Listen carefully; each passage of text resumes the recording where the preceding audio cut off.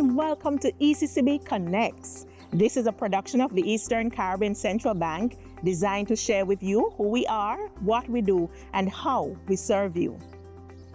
Thea Lafond made history with one incredible jump, winning the first ever Olympic medal for the Commonwealth of Dominica. We meet the woman behind the moment as we explore the unifying force of sports and its potential for economic growth for small island developing states. Stay with us. We'll be right back. Feel every day, feel the vibes with ECCB for a lifestyle. Feel every day, feel the vibes with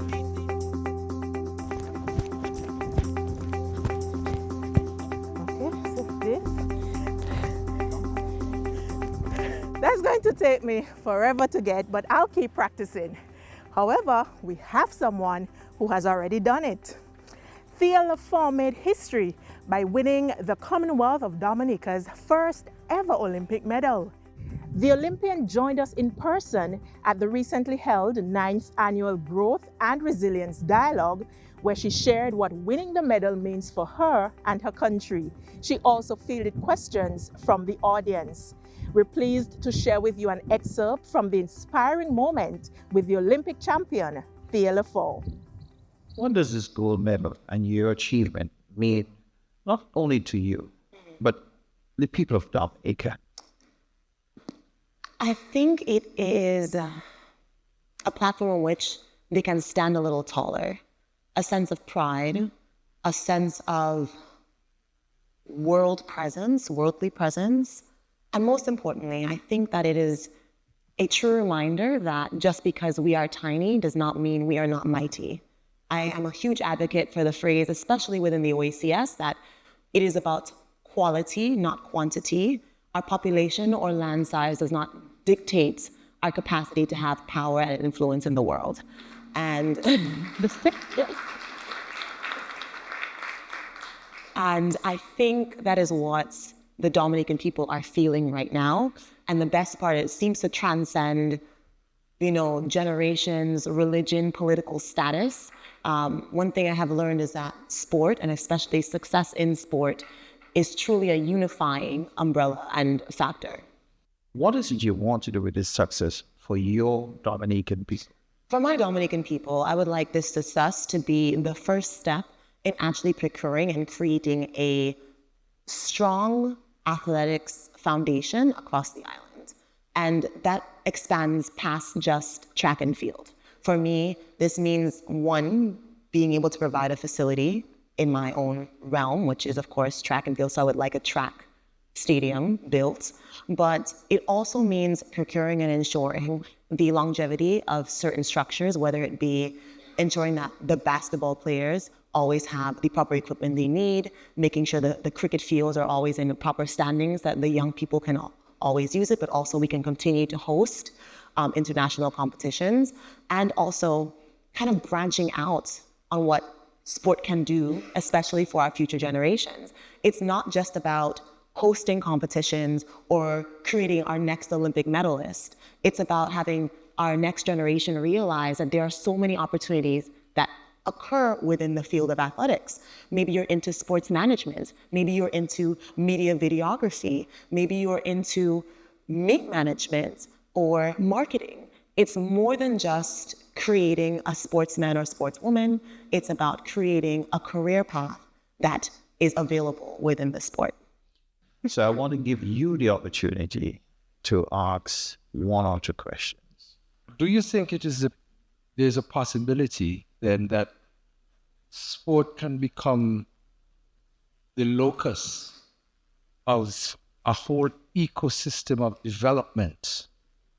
We had sport in the middle, and economic development, health, education, tourism, etc., etc. Do you think that is the sort of way that we ought to go? I think it is worth the investment, yes. The way I look at it is that when you invest, especially in the elite level of sport, you end up having to help support the multiple factors that come with it. One of them being, like you said, wellness. You know, I can start with myself as an example, because no man or woman is an island, and I have a full team behind me. Yes, I do an individual sport, but I have a sports psychologist. You can branch it into wellness there. I have a physical therapist that takes care of my body. That's also wellness. I have a very strong social media presence, which does wonders for development, tourism, drawing people in.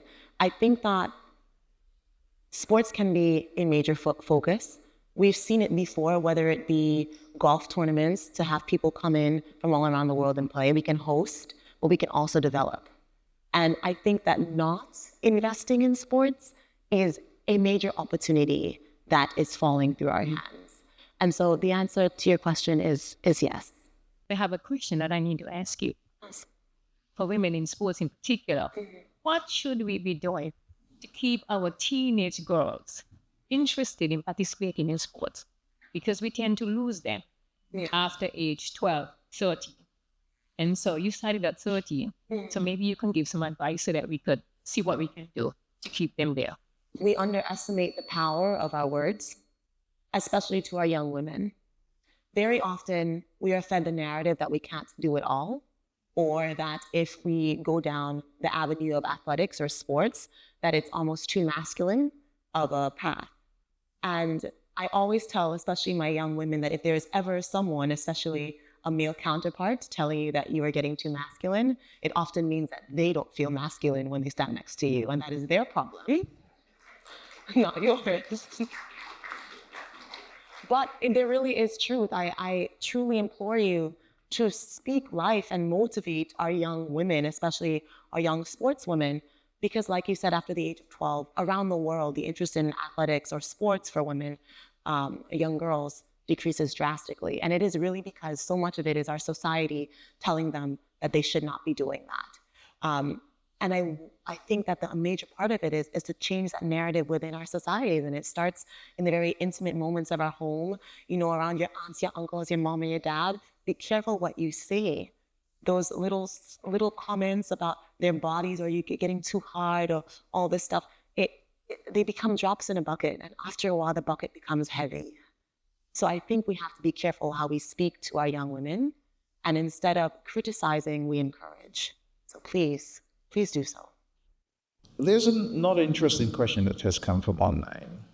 How do we overcome the notion that is rife in the Caribbean, that sports is not a real job, not a real career, despite all the success we have seen among Caribbean athletes? Now, if people are still thinking that way, it's unfortunate. There are good reasons I say that. Yeah.